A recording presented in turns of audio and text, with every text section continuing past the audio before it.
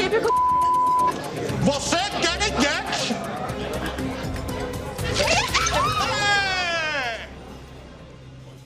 So it kind of looks like John did learn some Portuguese after all. Now, between this, fighting with Thais' dad, Sophie moving out of Rob's apartment again, and not to mention Gino and Jasmine trying to move forward after their humiliating fight at the appliance store, this episode kind of has it all. Claire is absolutely responsible for this. It's pushing me farther into a place where at some point things might get out of hand. This woman is my worst nightmare. At some point, things may get out of hand. Is that a threat, Rob? Now, before we get to that, let's start with Gino and Jasmine. So, the last we saw these two, Jasmine was telling Gino that he wasn't a real man, and Gino, in response, was telling his wife that she wasn't a real woman, all in the middle of an appliance store. But when we join them today, Gino wants to take Jasmine out for lunch as a way to make amends. He wants to discuss what happened. He wants to move forward.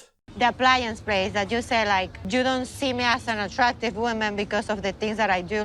I didn't say you were not attractive. Jasmine begins to tear up. She tells Gino that what he said really hurt her feelings. Now, Gino apologises for retaliating, but I can't help but think that this whole thing is ridiculous. Like, are we meant to just conveniently forget and overlook the fact that Jasmine was the one that started it? Jasmine was the one that insulted Gino first by saying he wasn't a real man. Now, Gino points this out. He tells Jasmine that what she said hurt him too. And he goes on to say that it wasn't just what you said, Jasmine. The fact that you were so ungrateful that I paid for your pageant really stung. I told you that I finally paid for the pageant, and I was expecting you to be happy, and you didn't give me any credit for doing that. And that hurt you. Yeah, that hurt me. And that hurt you, she says, as though she's genuinely surprised. Yes, Jasmine, do you not know your husband by now? Now, understanding that she too was in the wrong, Jasmine genuinely apologises to Gino. She tells him that she had no intention to tear down his masculinity. She promises him, for what must be about the billionth time, that she'll really try hard to stop starting arguments. Even when I'm mad at you, she says, I'll remember to respect you. But, she says, I do have something that I want in return. I want you, as my husband, to take the initiative in the intimacy. This again. What is it they say the definition of insanity is? Doing the same thing over and over again but expecting different results. Yeah, at this stage, you'd think that maybe one of them will learn their lesson. It really feels like we're stuck in a time warp. Promises about not starting fights and initiating sex seem to happen every season with these two, yet they never get anywhere. Still, as always, once again, Gino promises that he'll work on it. It might take him some time, but he will try. The thing is, Jasmine needs to make sure that Gino understands. She tells him she needs to feel desired. She needs him to find her attractive. Even if we argue, I need to feel that, otherwise it affects me mentally, she tells him. And this is precisely where they've been getting their wires crossed. Now, Gino reassures her that he's always physically attracted to her, even when they fight. So, tell me more, says Jasmine. What do you like about me physically the most? I like your big, perky breasts. Very good shape. This positive reinforcement, reassuring her that he does physically find her attractive, works a charm on Jasmine. She reciprocates by telling Gino that in her eyes, he's the most beautiful man in the world. And this really seems to help them build some bridges. And when we next join them as we jump ahead in time, Gino is taking Jasmine shopping for pageant dresses. In actual fact, he's really enjoying it. He's getting really involved in the whole process. I don't think it's at the level of some of these colors here. I think you need something bright. What do you think of this one? Oh my God! Gino reveals that, surprisingly, he actually actually knows quite a lot about pageants. Why? Well, when he was younger, apparently he nearly took part in one. And it's at this point that we get to see a photo of young Gino. Wow, like he was actually a genuinely good-looking guy. He was handsome, wasn't he? It's almost difficult for me to wrap my head around it being the same guy that we have before us today. Age really does catch up with us all, doesn't it? Now, after a lot of searching, trying on a number of different dresses, she eventually finds the perfect dress that she feels shows off all of her best attributes. Like, you know, I show enough for them to see like, she had something, but not like, I'm classy, I'm not a bitch. I'm not sure either of those are accurate, Jasmine. Like, Jasmine can be a huge bitch, and classy isn't exactly how I'd describe her. Now,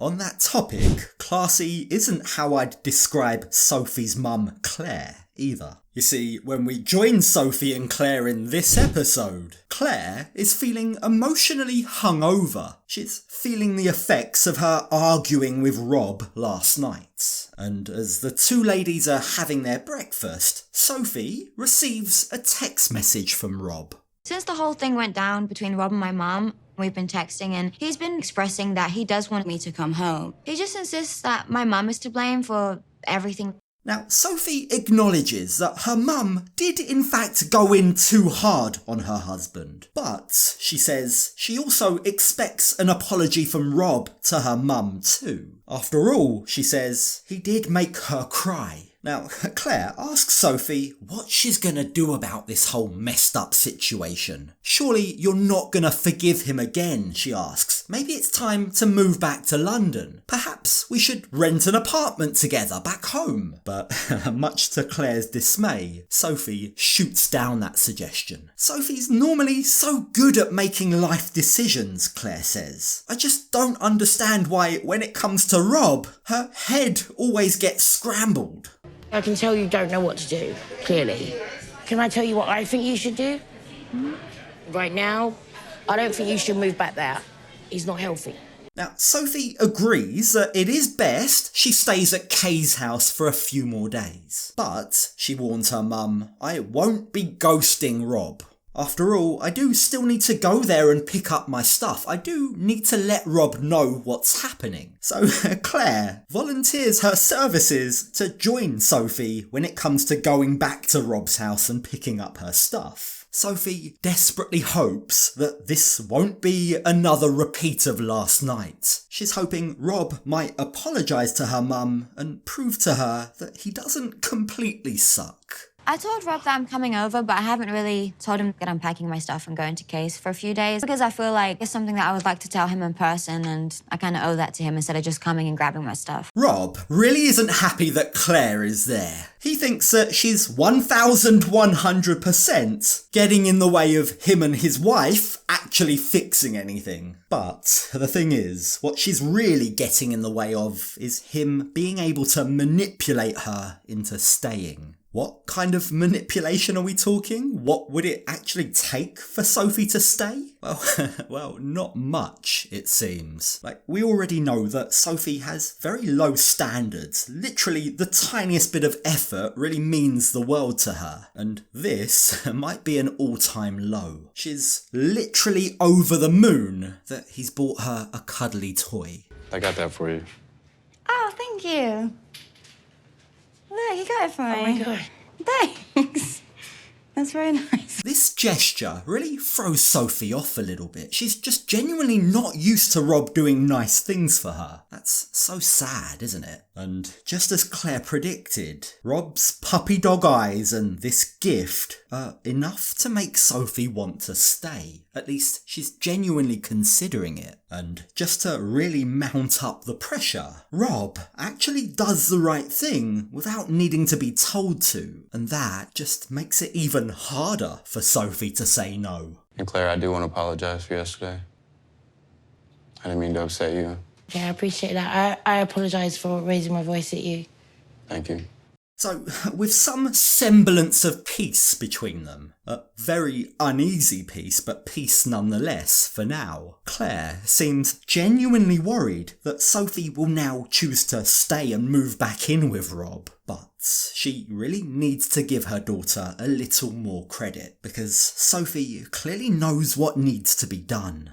I think we both just need some space and, maybe have some time to reflect on things, and maybe you'd really realise isn't going well and it's not going to end well if it continues. Rob reminds Sophie that she said exactly the same thing the last time she moved out, and look how that turned out. It didn't solve or help our relationship in any way, he rues. And the truth is, he's not wrong. What Sophie appears to be doing here is just postponing making a hard decision. She's stuck in limbo. She doesn't seem to know what to do. But this is the wrong way to deal with that situation. It's like a slow death, a death by 1,000 cuts, and it's really painful to watch. But with his arch enemy number one in presence, Rob, this time, isn't directing his anger, his blame, towards Sophie. There's someone else in his crosshairs. Claire is absolutely responsible for this. It's pushing me farther into a place where at some point things might get out of hand. This woman is my worst nightmare. Was that a threat? Because it really sounded like one, didn't it? Here's an idea for you, Rob. Maybe it's time for you to start looking at your own behaviour instead of blaming everyone else. Sadly, I think that level of self-awareness is likely to take him a very, very long time to get to. So while we wait, why don't we catch up with Patrick and Thais? So we join the pair in the middle of their already dramatic family dinner. We're out to dinner with our families, and Carlos starting off hot. Immediately gives my dad about having to fix the ranch up to have a party there. And to be honest, he's kind of crossing the line. Carlos seems determined to air all of the dirty laundry about Patrick and his dad to all of the world. But the truth is, it's actually none of his business. Why is he so determined to humiliate Jose at the family table on the very first occasion that he's met him? Now, Carlos then takes issue with how Jose is charging Patrick rent for the apartment that they barely stay in. And this is all starting to really unravel. It's all getting very messy. Aposentado! And it only gets even worse when Carlos then takes aim at Patrick. Mas Sophie também foi errado.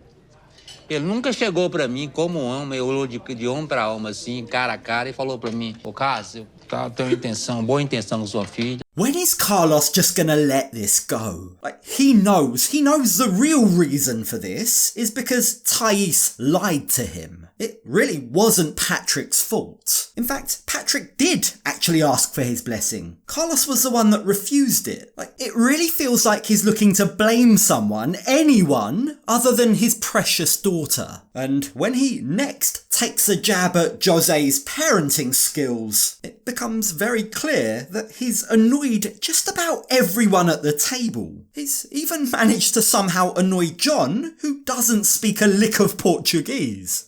The blessing is over. There's no more kiss in the ring. The marriage is done. I think your father seems like a nice guy, but it's not happening. And while Thais says that she still wants Patrick to ask for blessing out of respect, she claims it means a lot to her that her dad is on board with her marriage. I think the truth is, if it really meant all that much to her, she wouldn't have lied to him in the first place, would she? Now, even with that being said, Thais is still very annoyed at how her dad has acted during this dinner. I'm very upset my dad caused a lot of tensions. I think it's because he's still upset that Patrick hasn't asked for the blessing. Remember, this dinner was supposed to be a test to see if the whole extended family could all get along before Elise's party. Yeah, that test was clearly a failure. Now, when we join them the next day, everyone's exhausted. They're all feeling very deflated and they're very much in need of having some fun. So, what's on the agenda? Well, Thais has organised a night out with her friends. The thing is, while that might be fun for her, it's not going to be much fun for Patrick. Thais' friends don't like him. They feel like he stole her away from them. Acho engraçado, porque foi muito rápido, né? O relacionamento de vocês. Para mim, não. E você trata ela direitinho? Right off the bat, immediately, Thais' friends begin to grill Patrick. I'm kind of feeling sorry for Patrick at this stage. He's really not catching any breaks on this trip, is he? Now, the main friend, the main instigator, brings up the old story about how Patrick kissed another lady shortly after he first met Thais. This is all old news. There's nothing new or breaking here. But the friend in question seems determined to get answers. Why did you cheat on Thais? She asks. I wouldn't exactly call that treating her right, would you? And it's funny how Thais is actually looking at her husband like, yeah, how are you going to answer this? Isso fala errado, porque nós não estamos em relacionamento quando isso aconteceu. This whole situation is bizarre. Like, the kiss was before Patrick and Thais were even official. Like, they're now married with a kid. I think the friend should be able to see that they were able to get over it. Like, come on. Really? Is this really what you're gonna dredge up on your first meeting with Patrick? It feels like this friend is just really desperately trying to stir the pot for no real reason. And her next attempt to cause some drama is when she brings up another old incident. An incident involving John. Ele fez uma festa e levou tanto de menina pra casa nossa. Oh no, she's talking about the party you threw in Dallas. But I didn't do anything. Honestly, what's going on here? Have the 90-day production crew run out of storyline ideas or something? I get the distinct impression that this friend has been fed questions to ask. It has a lot of distinct similarities to the whole Kobe and Emily ex-girlfriend scenario, doesn't it? Like, what's next? Where do we go from here? Is Thais gonna start inviting Patrick's exes to interrogate or something? This whole storyline is just stupid, and it's actually getting on John's nerves. He doesn't like his little brother being portrayed as some kind of womanizer. And the last straw for him, what really sets him over the edge, is when Thais' friend says that she thinks, based on the 5 minutes that she's met them all, that John is a bad influence on Patrick. John's apparently the kind of man that would encourage Patrick to cheat, according to her. Você quer get?